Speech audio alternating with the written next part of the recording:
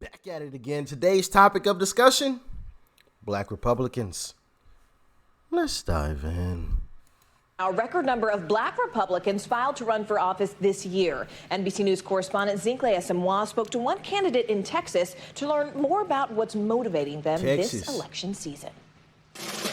We need Black excellence everywhere. Republican, Democrat, Independent. A key Democratic voting bloc, Black people, may be turning to the Republican Party. Because at least we're in the room to at least add some color, if you will.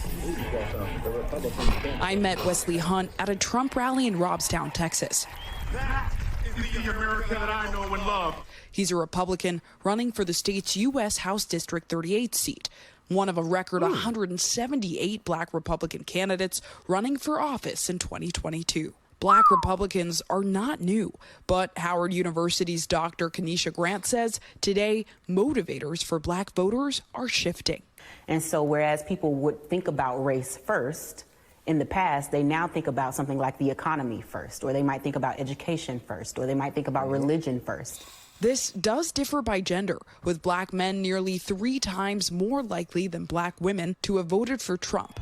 For Black Republicans I spoke with, issues of faith and economy are critical. Chandra, who asked to be identified by her first name, believes Democratic policies keep communities of color, quote, down economically. The Democrat Party has never really done anything to help.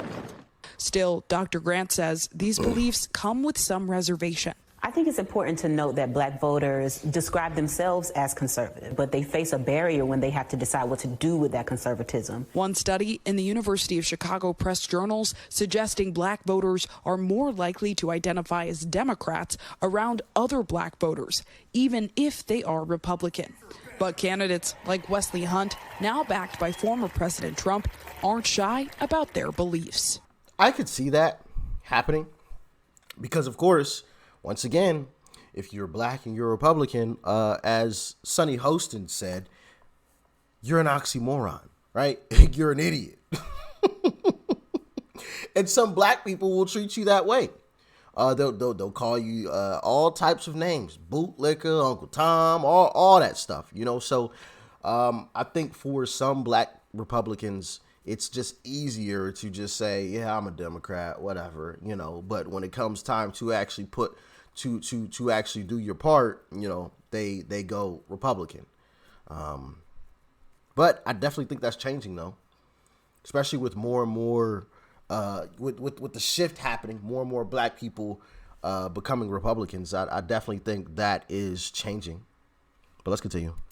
That Trump is also supported by white supremacist groups as well. Some Black voters view statements he's made as racist. What do you say? You know, what I'll say that is there's extremism on both sides. What I'm really focused on are actually the policies that are actually going to raise us from the situation that we're in right now. I know a lot of Black voters are focused on it. Yeah.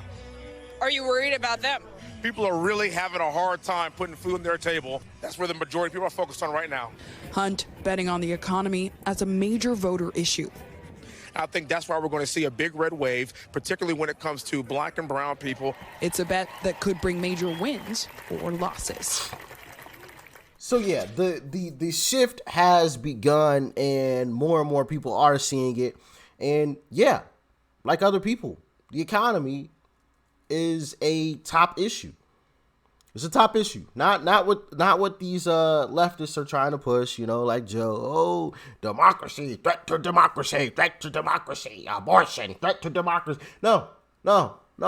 Hogwash, BS, not buying it. Economy. Simple and plain. All right, these gas prices that are artificially being held down. And I know right after midterms, you know, going straight to the roof. You're not fooling me. Not today. But I got another video I want to jump into with you guys. Let's dive into it. Let's check it out. As President Trump prepares to come to Michigan in less than a couple of hours, a most unlikely group of people plan to be there to support him. 3 local Black women who are members of the group Black Voices for Trump say President Trump has created a more inclusive economy for Black Americans. And they tell me why, even during these divisive times, they still stand by the president. I've read both, and the left has left us as black folks. And I read the Republican platform and I read the Democratic platform. Being a Republican, I see things getting done. I see the promises being kept. These three Michigan women are part of a small, but they say growing collection of black Americans who passionately support the Republican Party. I've been a Republican since the 80s when I went to college at University of Michigan in Ann Arbor and graduated there. That's when I became a Republican. I know my shirt faded. Don't say nothing, all right? I know it's faded. It's an old shirt, okay? But you still get the message. But hey, Michigan did something good, you know? They did something good. And I've been doing this a long time. I attended Howard University and voted for Reagan. And I've always, for me, it was just, I became born again when I was at Howard. I've been a lifelong Republican as well. I think that there's a perception that black Republicans somehow have forgot their roots or have sold out. And I have been accused of that. And that is unfortunate. But my voice is going to be heard with this president. And this president has a listening ear. They're able to separate what some don't like about his personality and stick to what they say are the facts. If you go by personality, we won't like most of anybody. That doesn't have anything to do with why I have you as my president.